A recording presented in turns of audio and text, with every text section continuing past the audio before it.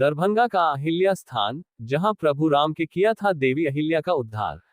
दरभंगा, तारांकन मिथिला में एक प्रमुख तीर्थ स्थल है अहिल्या स्थान।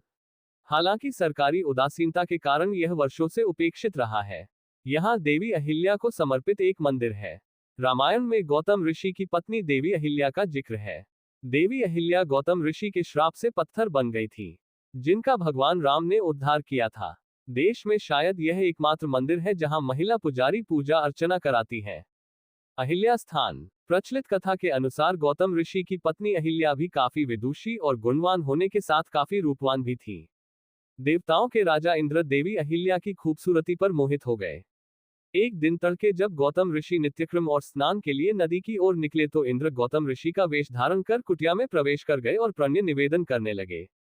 सुबह ब्रह्म मुहूर्त में प्रणय निवेदन से उन्हें शक हुआ और जब उन्हें पता चल गया तो इंद्र को दुत्कार कर भगा दिया। लेकिन इंद्र के कुटिया से निकलने के क्रम में ही वहां गौतम ऋषि पहुंच गए। क्रोधित ऋषि ने इंद्र को श्राप देने के साथ अहिल्या पर भी लांछन लगाए। गौतम ऋषि के श्राप के कारण अहिल्या पत्थर बन गई। क्रोधित गौतम ऋषि तप करने हिमालय निकल गए। वर्षों बाद प्रभु श्रीराम ने अपने भाई लक्ष्मण और गुरु विश्वामित्र के साथ मिथिला की राजधानी जनकपुर जाने के क्रम में उनका उद्धार किया। जनकपुर जाने के क्रम में जब श्रीराम आश्रम के पास आए तो वीरान अवस्था में देखकर उन्होंने गुरु विश्वामित्र से पूछा कि ये किनका आश्रम है जो इतना सुनसान है। फिर गुरु विश्वामित्र ने उन्हें प्रकरण बताते हुए देवी अहिल्या का उद्धार करने को कहा। श्रीराम के चरण स्पर्श से देवी अहिल्या का फिर से अपने रूप में वापसी हो गई। तभी से यह स्थान अहिल्या स्थान के नाम से प्रसिद्ध हो गया। अब यह स्थल रामायण सर्किट से भी जुड़ गया है। अहिल्या स्थान, जहां प्रभु राम के किया था देवी अहिल्या का उद्धार। अहिल्या स्थान अब दरभंगा जिले का एक प्रमुख पर्यटक और तीर्थ स्थल है। यहां रामनवमी और विवाह पंचमी के दिन काफी भीड़ रहती है। रामनवमी के दिन यहां वे लोग आते हैं जिनके शरीर पर अहिला एक तरह का मस्सा होता है।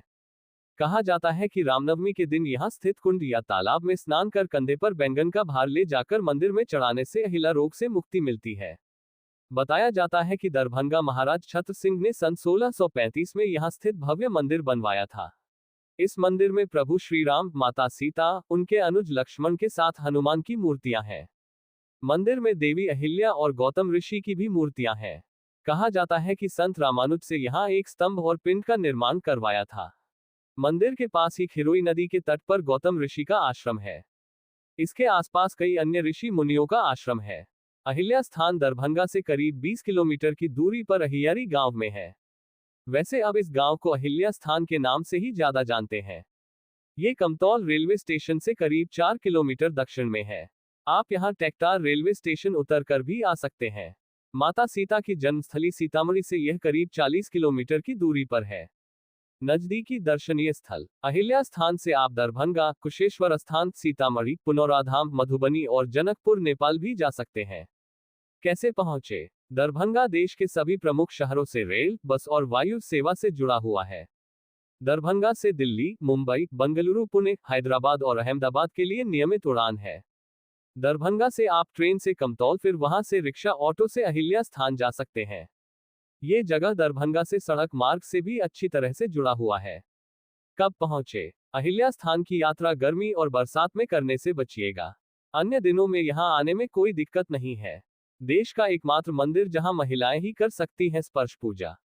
यहां की पुजारिन अवंतिका मिश्रा बताती हैं कि यहां सिर्फ महिलाएं ही मां अहिल्या को स्पर्श पूजा कर सकती है।